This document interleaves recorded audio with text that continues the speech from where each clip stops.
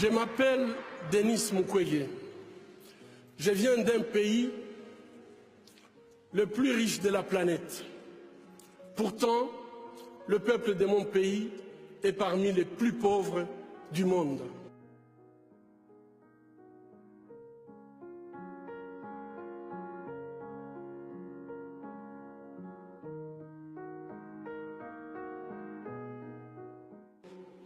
La réalité troublante est que l'abondance de nos ressources naturelles, or, coltan, cobalt et d'autres minéraux stratégiques, alimente la guerre, source de la violence extrême et de la pauvreté abjecte en République démocratique du Congo.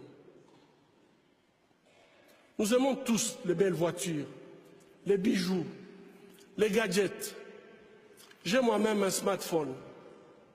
Ces objets contiennent des minéraux qu'on trouve chez nous, souvent extraits dans des conditions inhumaines par des enfants jeunes qui sont victimes d'intimidation et de violences sexuelles. En conduisant votre voiture électrique, en utilisant votre smartphone, en admirant vos bijoux, réfléchissez un instant au coût humain de la fabrication de ces objets. En tant que consommateur, le moins qu'on puisse faire est d'insister que ces produits soient fabriqués dans le respect de la dignité humaine. Fermer les yeux devant les drames, c'est être complice.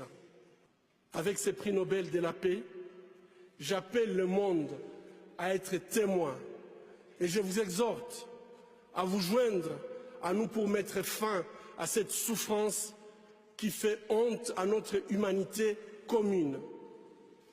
Les habitants de mon pays ont désespérément besoin de la paix. Mais comment construire la paix sur des fausses communes? Comment construire la paix sans vérité ni réconciliation?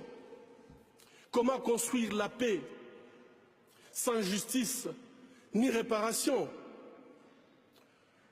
Au moment où je vous parle, un rapport est en train de moisir dans les tiroirs d'un bureau à New York. Il a été rédigé à l'issue d'une enquête professionnelle et rigoureuse sur les crimes de guerre et les violations des droits humains perpétrés au Congo. Cette enquête nomme explicitement des victimes, des lieux, des dates, mais élude les auteurs. Ces rapports du projet Mapping, établi par le Haut Commissariat des Nations Unies aux droits humains, décrit pas moins de 617 crimes de guerre et crimes contre l'humanité, et peut-être même des crimes de génocide. Qu'attend le monde pour qu'il soit pris en compte? Il n'y a pas de paix durable sans justice. Or, la justice ne se négocie pas. Ayons le courage de jeter un regard critique et impartial sur les événements qui sévissent depuis trop longtemps dans la région des Grands Lacs.